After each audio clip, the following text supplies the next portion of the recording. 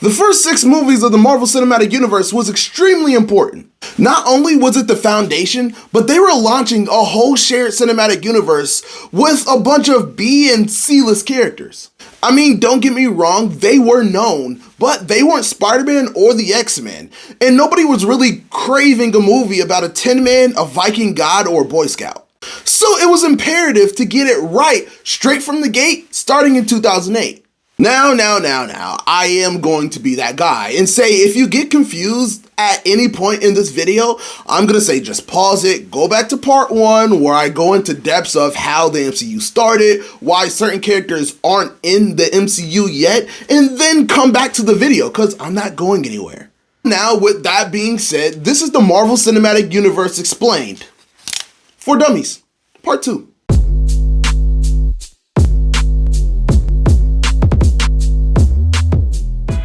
Let's start with Iron Man and Iron Man 2. Tony Stark is the perfect example of one of those B-C list characters that nobody really know that they wanted to see on the big screen until he was actually there. See, Tony Stark as a genius, billionaire, playboy, philanthropist was the CEO of a weapons company called Stark Industries. But he quickly changes his mind once he literally got blown away by one of his missiles. He realizes that his weapons are getting into the hands of bad people, such as the terrorist organizations. He quickly changes his company from weaponry to more focus on technology. Making an awesome suit of iron, he kind of makes it his job to go to these different organizations and rid them of his weapons. And there is a constant in these 2 movies that it's not really a knock on the first movie, but it is kind of a knock on the second one. See, Tony Stark is a genius and he makes phenomenal technology. So even with his Iron Man suit and all his other technology, you're gonna get people that wanna take it from you, or you're gonna get a bunch of copycats. And that's exactly what happens. In the first Iron Man movie, his business partner steals his tech, basically tries to kill him to take over Stark Industries. His best friend in Iron Man 2, played by Terrence Howard, but amazingly transformed into Don Cheadle, took his suit because he really felt like the military could get a better use out of it, and he felt like Tony Stark was a little bit too irresponsible. And in Iron Man 2, he basically had the generic Russian villain that stole his tech. You know where I'm going with this. It's the same thing. You know where I'm going. Iron Man 1 is an absolute banger of a movie. It's still in my Marvel MCU top 5. I feel like it has to be because it set the foundation of the MCU going forward, because if this movie bombed, it's hard for me to see the MCU continuing, because like we said in part 1, Marvel Studios was in such a hard struggle at the time that, you know, this was just a toss-up and a prayer. Iron Man 2 is a fun watch too. Up next, we have The Incredible Hulk. Okay, I'm gonna be honest. The movie's fine, but you can not watch this movie and it does not affect anything that you see in the rest of the MCU in the next 20 or odd so movies. I mean, the most notable change is Edward Norton turned into Mark Ruffalo by the Avengers. Other than that, I mean, come on. The Incredible Hulk is the only movie in phase 1 not to get a sequel. I'm not telling you not to care about this movie. Marvel's telling you not to care about this movie. Let's just keep moving on to Thor. In Thor, we meet Thor and his younger adoptive brother Loki as they grow up as princes under their father Odin, king of the Asgardians. About the time that Thor is around 1500 years old, his dads are ready to step down as king and crown Thor as the new king of Asgard. And that lasted until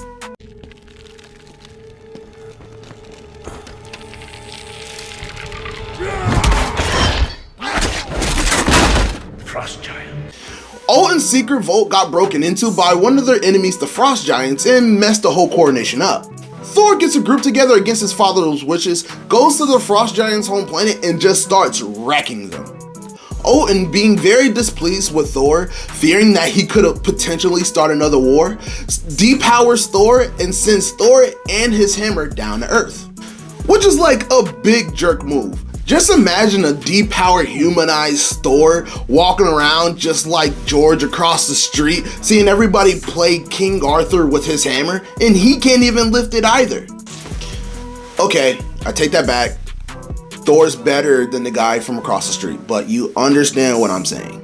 But to make a long movie short, Odin goes into the Odin sleep to allow him to recharge his powers, and the Odin sleep pretty much knocks him out for a very, very long time. Meanwhile, Loki takes over as the temporary king of Asgard. Along the movie, we find out that Odin actually adopted Loki from the Frost Giant.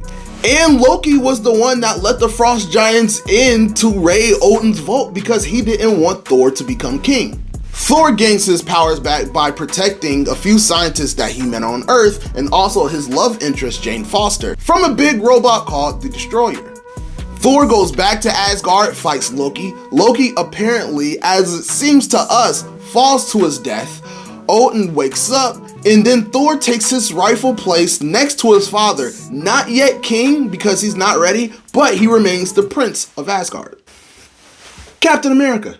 Okay, one thing I have to say about Captain America is that Captain America might have the best trilogy of movies in the entire MCU. Fight me. In Captain America: The First Avenger, we meet a very skinny, malnourished guy named Steve Rogers, who wants to do nothing more than to serve his country in World War II along with his best friend Bucky Barnes. Steve is turned away several times for obvious reasons until a doctor overhears him and realizes he has a good heart. So the doctor realizes that he might be a good candidate for their super soldier experiment, which is basically taking advantage of the guy saying, hey, I can give you something if you give me something, but that's just how I look at it. But it worked out. So Steve, with his pure heart, proves that he's worthy to go on to the experiment. But not before the doctor gave him the Uncle Ben speech. Because a strong man who has known power all his life may lose respect for that power. But a weak man knows the value of strength and knows compassion. We should have known what the doctor's fate was going to be right after that. And I didn't see it. So Steve goes into the tank looking like this, and coming out my wife's favorite superhero.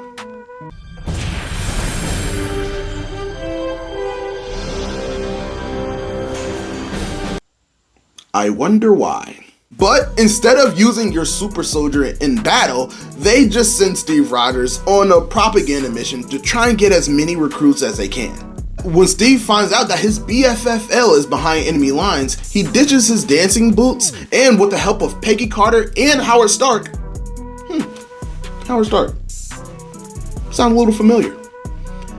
He ditches that and picks up a nice shiny shield and a gun. He saves his friend and the other soldiers, but tragically, in a later mission, Bucky falls off a train. I'm sure we won't see him again. Shortly after that, Steve Rogers finds himself on an aircraft full of weaponry headed straight to a city, fighting the real villains of the movie, the Red Skull and Hydra, which mirrors Hitler and the Nazis, but trust me, they're similar, but they're different. The whole movie, Red Skull was after this mysterious blue cube because he wanted to harness the power of it. But during the fight with Cap, he touches that blue cube and the blue cube just evaporates him, and we don't know where he went. And now Steve finds himself in a very unfortunate predicament. He can either crash the plane in the Arctic or let the plane keep going and potentially kill millions. The blue cube falls from the plane and lands in the ocean, and Steve crashes the plane while on the phone with Peggy. With Steve presumably dead, Peggy Carter becomes a co-founder of a secret organization named S.H.I.E.L.D. The same S.H.I.E.L.D. that found Cap frozen in ice 70 years later, led by their current director, Nick Fury. See, S.H.I.E.L.D. has been a constant in all of these movies, besides the Incredible Hulk. Once again, they're telling you not to care about them. I'm not, it's them. There's only been a few S.H.I.E.L.D. agents that has really any relevance throughout all these movies. One, you have Nick Fury, the director of S.H.I.E.L.D., that's kind of there to oversee everything.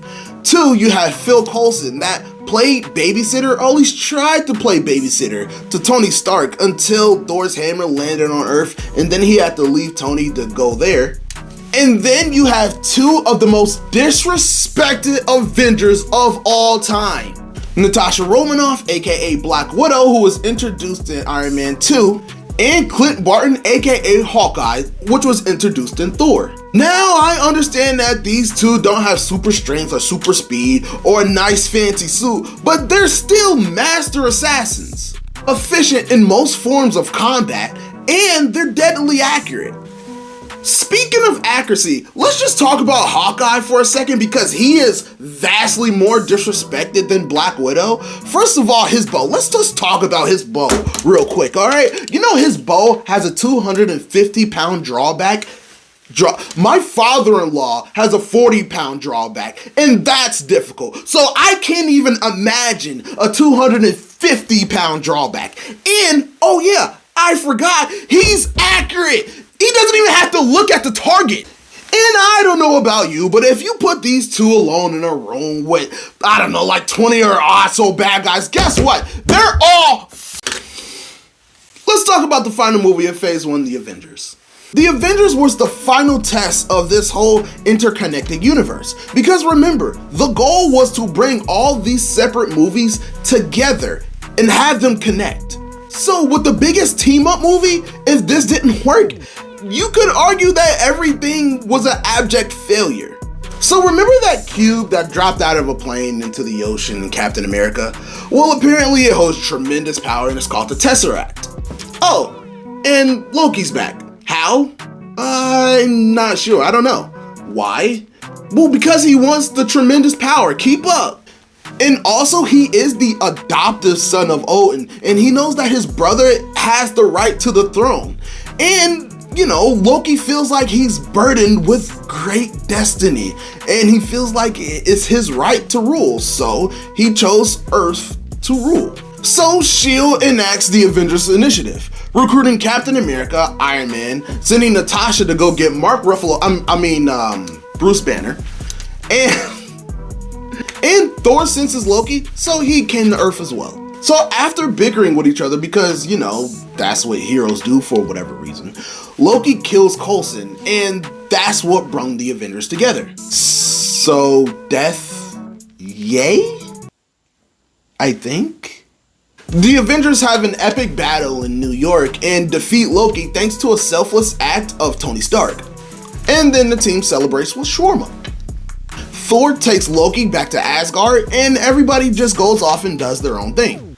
I have to say, the movies that really jump out to me in Phase 1 is Iron Man, Captain America, and of course the Avengers. Seeing all these heroes actually team up, and just the fact that, you know, when we think about a superhero team-up movie, the first thing that originally came to people's head was the Justice League. But to see that Marvel and the Avengers did it first, after DC was ahead of them for so many years, is so satisfying.